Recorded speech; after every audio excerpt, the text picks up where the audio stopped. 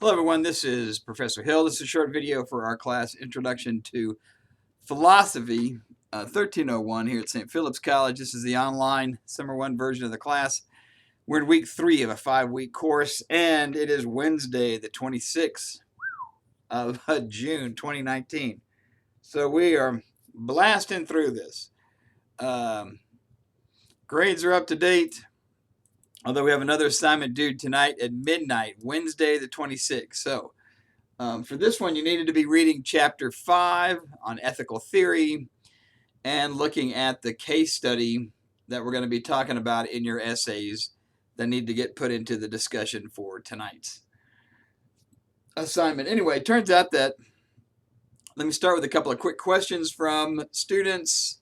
Number one, what the heck are we doing? No, they asked, I put up the final question from the end of the chapter, which says, have you ever had in your family a difficult ethical medical case?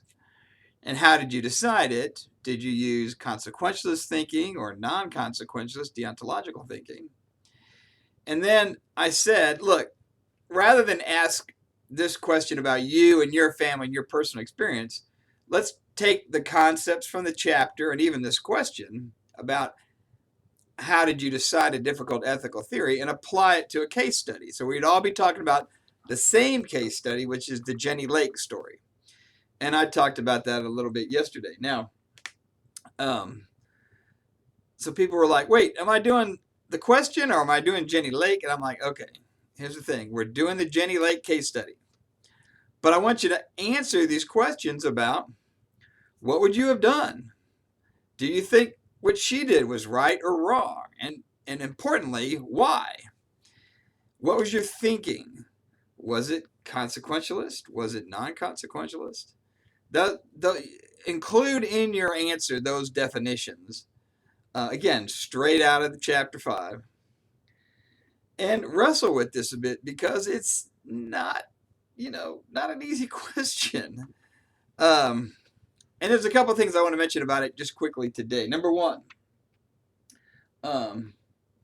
there is kicking around this philosophical principle that has to do with the principle of double effect, or the doctrine of double effect. And what that essentially means is, look, it's trying to make a distinction between intentional harm and kind of bad side effects. And what they're saying is, look, if somebody like Jenny, for example, decided, oh my gosh, I'm in the middle of taking this life-saving therapy, the chemotherapy and the radiation, and I need to continue to take them in order to save my life. We're talking about a medical therapy which is going to save the patient's life.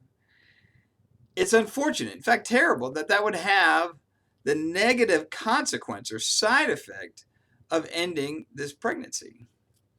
So the thinking is, if her intentions are to choose and do this good thing, the chemotherapy, it's okay. It's morally permissible, even if it has a negative side effect or consequence. And it turns out that that's a controversial doctrine. Some people like it because they think, oh, it's a get out of jail free card, because as long as I have the right intention, even if there are devastating consequences for my actions, I can just say, well, look, I meant to do this. I had a good intention. The thing I was choosing was good, even though, dang, it had all these really bad side effects. That strikes people as being a convenient justification to create an explanation of why something would be morally permissible. Other people say, no, it makes this distinction, an important one, between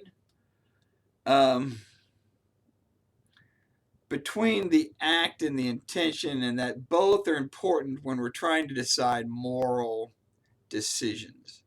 When we're trying to get at what's right and what's wrong, there's a distinction between act and intentionality. So I want you to think about that in light of this case with Jenny Lake.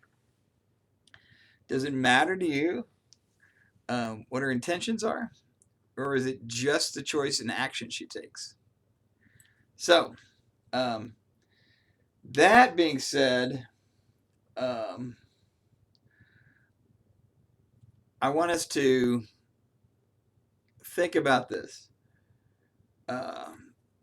Medical ethics are really good in part because most people start with this kind of consequentialist, outcome based decision making process.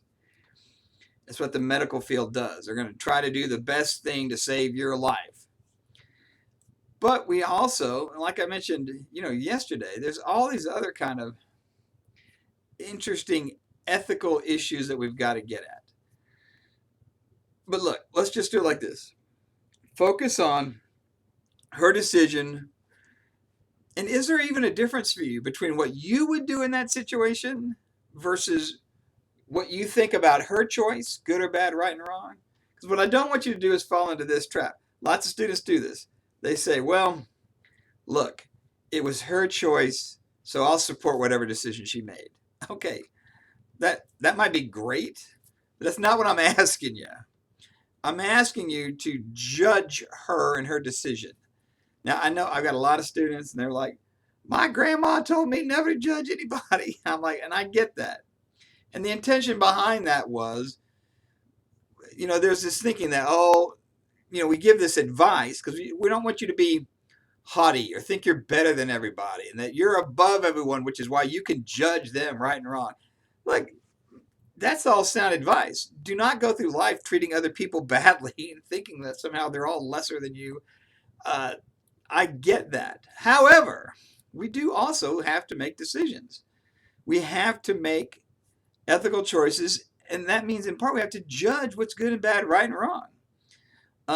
We need, out of necessity, to judge the actions of others. That's not you being haughty or conceited somehow or putting yourself on a pedestal. It's just you using your brain to do some critical thinking and to have to make judgments about important issues like this one. So that's the reason why framing it as what would you do in this situation sometimes helps. It kind of gets around this, objection people have about judging others or not wanting to second guess the decision they made. On that point, there's an interesting thing about this.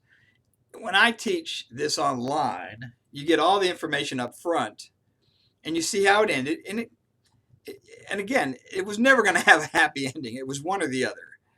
But when people see the little cute baby, they see Chad Michael, he survives, he's healthy and happy, and they put it in the framework of, well, the mom made a sacrifice here for the daughter or for the son.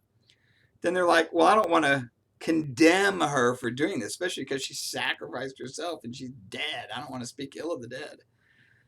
All of that combines, once people know the answer at the beginning, to have them fall in behind Jenny and support her decision and say, I think she did the right thing. That's what happens online. Not everybody, but it's like more than half. The majority say that, and then there's a minority. The reverse is true when I do it in class in person. Because what happens there is I take them up to the decision-making point. I say, this is what she has to decide. Should she continue the treatment or not? What do you think? And there the vast majority say she should continue her treatment. And then I tell them how it ends, and they're like, well, dang, that was a bad decision. She shouldn't have done that. Isn't that interesting? It's the knowing the outcome shapes people's thinking, and it follows in behind it. Here, try to control for that. And as always, if you got questions, let me know. Take care. Bye-bye.